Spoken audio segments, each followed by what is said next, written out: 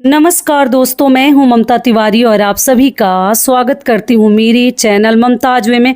कैसे हैं आप सब? तो चलिए दोस्तों, आज का ये वीडियो बहुत अधिक महत्वपूर्ण है और आप लोगों के बहुत सारे डाउट्स भरे प्रश्न हैं जो कि व्रत देखिए कल है, सिर पर आ गया है और अभी भी आप लोग कन्फर्म नहीं है, बहुत सारे टेंशन में हैं। और जिनका मासिक धर्म हो गया, दीदी तैयारी कर चुके हैं, क्या करें? पारण का शुभ मुहूर्त क्या है? पारण में नमक करें या ना करें? पूजा का शुभ मुहूर्त क्या है? फेरी कितनी बार लगाएं और सिंदूर लगाएं ना कर, मतलब तमाम ऐसे आप लोगों के प्रश्न हैं। जल्दी जल्दी से कोशिश करती हूँ कि सभी के उत्तर दे दूँ, क्योंकि मुझे भी बहुत काम है और जानते हैं आप लोग रिप्लाई नहीं दे पा रही हूँ। तो चलिए शुरू करते हैं वीडियो को। सबसे पहला आप लोगों का प्रश्न है, पहली बार ये व्रत करें या ना करें? तो देखिए, मैं बहुत दिनों से ये सब चीज़ें समझाते आ रही हूँ, लेकिन इतना समय नज़दीक आ गया फिर भी आप लोग कन्फर्म नहीं है। तो पहली बार आप लोग ये व्रत उठा सकती हैं, बिल्कुल चिंता मत कीजिएगा। कोई मलमास अधिक मास नहीं है, उठा सकती हैं। जिनके यहाँ शुक्र अस्त माना जाता है, तारा अस्त माना जाता है, वो लोग ना उठाएं, घर परिवार में पूछ लीजिए। लेकिन जिन बहनों के घर वट सावित्री व्रत जीवन में कभी हुआ ही नहीं है और करने का दिल कर रहा है लोगों के देखा देखी में, तो आप कर सकती हैं। घर परिवार में पूछ लीजिए। केवल मान नहीं होनी चाहिए। जिस घर में मतलब कुछ मान होता है कि नहीं किया जाता है, सहता नहीं है, तभी नहीं कर सकते हैं। ऐसे आप लोग कर सकती हैं। कल है व्रत, अभी भी आप लोग कन्फर्म नहीं है, ये हो गया तो पहली बार आप लोग कर सकती हैं। सुहाग के लिए ये व्रत किया जाता है। अगर आपके यहाँ कोई जानता ही नहीं है तब तो आपको उठा लेनी चाहिए, करनी चाहिए कि आपकी नई पीढ़ी जो है वो करेगी। दूसरा प्रश्न क्या है कि दीदी मैं सभी तैयारी कर चुकी हूँ लेकिन हमारा पीरियड आ गया, तो हम कैसे क्या करें? पति से क्या पूजन करा सकते हैं? तो थोड़ा बातों को ध्यान से समझिएगा। सबसे पहले कि आप लोगों को दुखी होने की कोई ज़रूरत नहीं है। बुरा तो लगता है, खराब लगता है कि हम सब कार्य जो है सोच सोच कर रखते हैं, करते हैं और फिर ऐसी हालत हो जाती है तो नहीं कर सकते। लेकिन कोई बात नहीं, ये प्राकृतिक चीज़ है, ये आपके हाथ में और मेरे हाथ में नहीं है।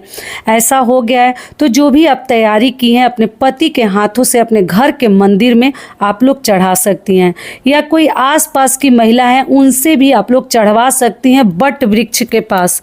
ठीक है, भेज कर आप लोग बट वृक्ष के पास चढ़वा दीजिए। अगर नहीं कोई है तो पति से ही आप लोग चढ़वा लीजिएगा। घर में माता सावित्री का नाम मानसिक रूप से लेते हुए चढ़वा दीजिएगा। पति उतना सब तो नहीं कर सकते, फेरी आपके बदले और सिंदूर वगैरह तो नहीं लगा सकते, लेकिन आप कुछ चीज़ें भगवान के नाम पर एक पैकेट मिठाई भी चढ़वा सकती हैं और कुछ नहीं कर सकती हैं। और सब तैयारी तो आप लोग जिस विधि से व्रत रखती हैं रख लीजिएगा, छोड़िएगा मत। ठीक है। तीसरा प्रश्न क्या है कि दीदी सिंदूर क्या गुरुवार के दिन लगा सकते हैं? तो ये चीज़ बता चुकी हूँ, फिर भी समझा दे रही हूँ कि जी बिल्कुल लगा सकते हैं, क्योंकि वार से बड़ा त्यौहार होता है, तो इस बात का ध्यान रखिएगा। बाकी आगे आपकी इच्छा है।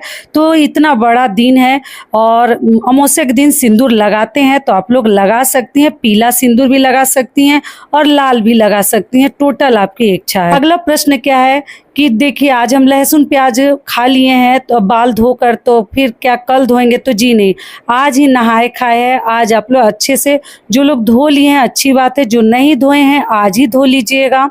और शाम को आप सिर के ऊपर से केवल जल से पानी से नहा लीजिएगा। कल के दिन कोशिश करें कि आप लोग बाल मत धोइएगा, न पानी से नहाइएगा। लेकिन मान लीजिए जिनका मासिक धर्म हो गया, वो कल के दिन आपको अगर अच्छा नहीं लग रहा है तो सिर के ऊपर से केवल जल डालकर आप लोग स्नान कर लीजिएगा। शैम्पू साबुन मत लगाइएगा, अमावस्या के दिन लगाना बट सावित्री व्रत में सही नहीं है। ठीक है। और आप जो है थोड़ा बहुत अपना श्रृंगार वगैरह कर सकती हैं। सिंदूरा सिनोरा से सिंदूर वगैरह आप लोग मत लगाइएगा। जिनका मासिक धर्म हुआ है थोड़ा बहुत कर सकती हैं, पहनी धुली हुई साड़ी वगैरह पहन सकती हैं। व्रत है तो करना पड़ेगा। अगला कार्य क्या है कि दीदी दान की चीज़ें कोई लेने वाला नहीं है तो क्या करें? तो देखिए, पंखे पर दान करके मैं बताई हूँ। अगर आप लोग एक पंखा चढ़ाती हैं तो चढ़ा दीजिएगा, और दूसरे पंखे की जो सामग्री है अगर आपके यहाँ एक ही चढ़ाया जाता है तो आप पत्ते को नीचे बिछाकर और जैसे मैं बताई हूँ वैसे भी दान कर सकती हैं। और दान की सामग्री लेने वाले हैं ब्राह्मण तो दे दीजिए, नहीं है तो किसी भी ज़रूरतमंद को वो सब चीज़ें दे सकती हैं। और श्रृंगार की चीज़ें रखे रहिए, कोई उस लायक मिल जाए बहन बेटी तो उनको भी दे सकती हैं या और भी कहीं दे सकती हैं। जो पैसा रुपया है आप ले जाकर मंदिर में डाल दीजिए, उतना सब चीज़ें अगर नहीं चढ़ाना चाहती है, लेकिन अमावस्या के दिन आटा, सिंदूर, पैसा का दान करना बहुत ही अच्छा होता है। तो आप लोग देख लीजिएगा, जो भी होता है कर लीजिएगा। और चढ़ा हुआ चना और पत्ते का क्या करें, तो वहीं पर छोड़ देते हैं। 2-4 चना अपने आंचल में ले लेते हैं और प्रसाद के रूप में, बाकी सब वहीं छोड़ देते हैं पेड़ के पास ही, क्योंकि जो पशु जैसे पक्षी वगैरह वहाँ घूमते रहते हैं ना, वो खाते हैं, तो छोड़ देनी चाहिए। अगला प्रश्न क्या है कि दीदी फेरी कितनी बार लगाएं। और दोस्तों आप सभी से एक छोटी सी रिक्वेस्ट, अगर वीडियो पसंद आता है तो चैनल को पक्का सब्सक्राइब कर दीजिएगा और वीडियो को लाइक कर दीजिएगा, क्योंकि आपके एक लाइक से हमें बहुत अधिक हिम्मत और प्रेरणा मिलती है। कितना भी बिजी रहते हैं फिर भी आपके प्रश्नों का उत्तर भी देते हैं और वीडियो भी डालते हैं। ठीक है, तो आप जो है फेरी जो है 21 बार, 51 बार, 11 बार, 7 बार, 5 बार, जितना हो सकता है आप लोग लगा सकते हैं। नियम है 108 बार लगाने का, तो आप लोग देख लीजिएगा कि आपको कितनी बार आपसे हो सकता है। धागा से 108 बार और 51 बार की जरूरत नहीं है, धागा से आप 5 बार, 7 बार भी लगा सकते हैं। कोशिश कीजिएगा कि टूटे ना, बचाकर धीरे धीरे चलिएगा कि टूटे ना। ठीक है, और आप लोग फेरी लगा सकते हैं। जितना सामर्थ्य हो, जितना शक्ति हो उतना ही लगाइएगा, जोर जबरदस्ती कभी अपने शरीर से ना करें। और कलावा के लिए आप लोग पूछे हैं कि दीदी धागा तोड़ेंगे नहीं तो कलावा पति के लिए कैसे लाएंगे। तो आप पहले ही पूजा में कलावा को आप गणेश जी को समर्पित करना चाहती हैं या बट सावित्री माता को चढ़ाना चाहती हैं, तो आप लोग कलावा पहले ही इस्तेमाल कर लीजिए और पति के नाम से भी वहाँ पर चढ़ा दीजिए। जो गणेश जी को चढ़ाई हैं वो भी आप ले सकती हैं और चढ़ा दीजिए। उसके बाद फेरी शुरू कीजिएगा, परिक्रमा लगाना शुरू कीजिएगा, क्योंकि हम जब एक बार शुरू कर देंगे तो उस धागा को कभी मत तोड़िएगा। इस बात का आप लोग ध्यान रखिएगा। बहुत दिनों से ये चीज़ मैं आपको समझा रही हूँ, वहीं पर फंसा देते हैं, उलझा देते हैं। आप रील भी ले सकती हैं, आप कलावा भी ले सकती हैं, कच्चा सूत भी ले सकती हैं।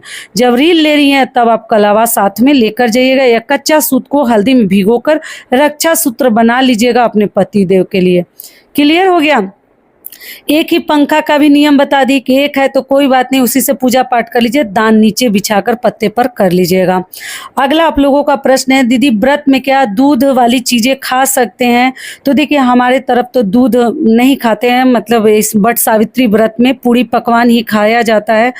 और आप लोग देख लीजिएगा, और मान लीजिए बाहर की मिठाई वगैरह अगर आप व्रत रखी हैं तो मत खाइएगा, क्योंकि शुद्ध नहीं रहता है। इतना अच्छा हम व्रत रखे हैं, इतना कठिन, और फिर उसमें बाहर की चीज़ें शुद्ध नहीं रहती, ध्यान रखिएगा। और आप लोग कलश रखने की बात है, तो देखिए कलश कितनी देर बाद उठाएं, समझा तो चुकी हूँ फिर भी समझा रही हूँ। घर में अगर आप पूजा करती हैं, मैं तो कलश रखती नहीं हूँ, इस पूजा में हम लोग नहीं रखते हैं, साधारण विधि से करते हैं। सब कुछ तो आपके साथ शेयर ही की हूँ, वीडियो डाली हूँ, आप लोग देख लीजिएगा। लेकिन आपको बता दे रही हूँ कि आप लोग जो है घर में कलश बड़ा ही शांति से रख कर हम पूजा पाठ कर सकते हैं, लेकिन बाहर में आप लोग कलश नहीं भी रखेंगे तो चलेगा। बाकी आप पूजा कैसे करती हैं मैं किसी को मना नहीं करूँगी, लेकिन बाहर में कलश रख कर ना बड़ा ही मुश्किल होगा। कोई गिरा देगा, किसी के पैरों से लग जाए तो बड़ा ध्यान से रखिएगा, वरना ना रखे, क्योंकि आप साक्षात जैसे वट वृक्ष की पूजा कर रही हैं तो वहाँ कलश रखने की जरूरत नहीं है। उसमें आप साक्षात सावित्री माता, सत्यवान जी का, ब्रह्मा विष्णु महेश की पूजा कर रही हैं। बट वृक्ष अपने में ही सर्वश्रेष्ठ है, तो वहाँ कलश रख कर आवाहन करने की कोई आवश्यकता नहीं है। बाकी आपकी अपनी इच्छा है, घर में अगर आप लोग रखती हैं तो रख सकती हैं, लेकिन बाहर में बचा कर रखिएगा। और पूजा पाठ होने के कुछ देर के बाद कलश आप लोग को उठानी चाहिए और जल वगैरह वहीं पर गिरा दीजिएगा, डाल दीजिएगा वृक्ष में। ठीक है, घर में लेकर आती हैं तो गमले में भी डाल सकती हैं। अब चलिए जान लेते हैं।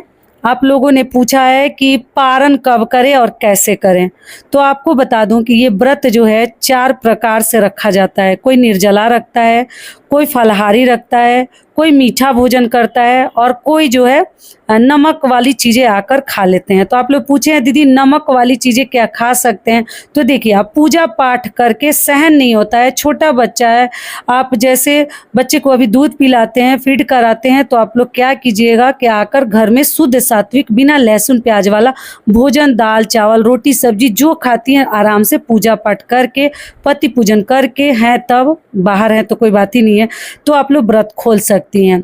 और जो मीठा खाती हैं वो पूजा पाठ करके आके फल फलाहार, चाय, मूंगफली वगैरह खा लीजिए।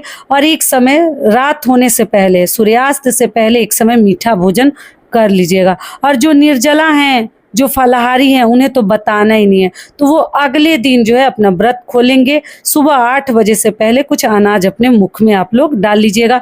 यह वट सावित्री का जो प्रसाद है, सभी लोग सबसे पहले वही अपने मुख में डालेंगी। 4 प्रकार से जो व्रत रखे हैं, सभी व्रती को जैसे वट सावित्री से जो भी चढ़ा हुआ प्रसाद आप लेकर आती हैं, चना मत खाइएगा। जो फलाहारी रखे हैं वो चना नहीं खाएंगी क्योंकि वो अनाज है, और जो नहीं रखे हैं वो चना खा सकती हैं। तो उसमें से पुआ पकवान जो मीठा खाएंगी खा सकती हैं, और बाकी लोग जो है किशमिश काजू कुछ फल वाली चीज़ें भी आप लोग खा सकती हैं, और उसी से व्रत खोलिएगा। ऐसी चीज़ें चढ़ाइएगा, जिस प्रकार का व्रत रखे हैं वही खाकर आप व्रत घर में खोल सकते हैं। ये भी क्लियर हो गया। पूजा का शुभ मुहूर्त आप लोग पूछे हैं, तो देखिए पूजा का शुभ मुहूर्त है कि सुबह ही हमें पूजा करनी है। धूप से पहले कोशिश करें। ऐसे तो 11, 12, 1 बजे तक लोग करते हैं, क्योंकि महिलाओं को सजने संवरने में समय लग जाता है, आप लोग को मालूम ही है। तो आप क्या कीजिएगा कि धूप होने से पहले कोशिश कीजिएगा। आप लोग पूछिए दीदी एकदम अंधेरा में कर सकते हैं, तो एकदम अंधेरा में आप कर ही नहीं पाइएगा, तैयार ही नहीं हो पाता है, क्योंकि हम लोगों को तैयार होने में भी समय महिलाओं को लग जाता है, घर के भी काम होते हैं।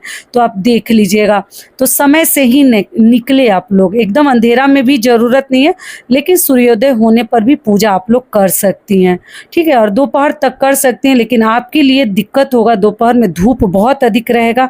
तो एक एक चीज़ें, बातों को ध्यान से आप लोग समझ लीजिएगा, क्योंकि ये वीडियो बहुत ही मेहनत से बनाई हूँ। बहुत सारे लोगों का प्रश्न था, सोची कि बताना बहुत ज़रूरी है, ठीक है। हर चीज़ बता दी हूँ। तो आशा करती हूँ, अभी उम्मीद करती हूँ कि इस वीडियो से आप लोगों को बहुत अधिक लाभ मिलेगा। फिर मिलती हूँ एक नए वीडियो में, तब तक के लिए नमस्कार, धन्यवाद।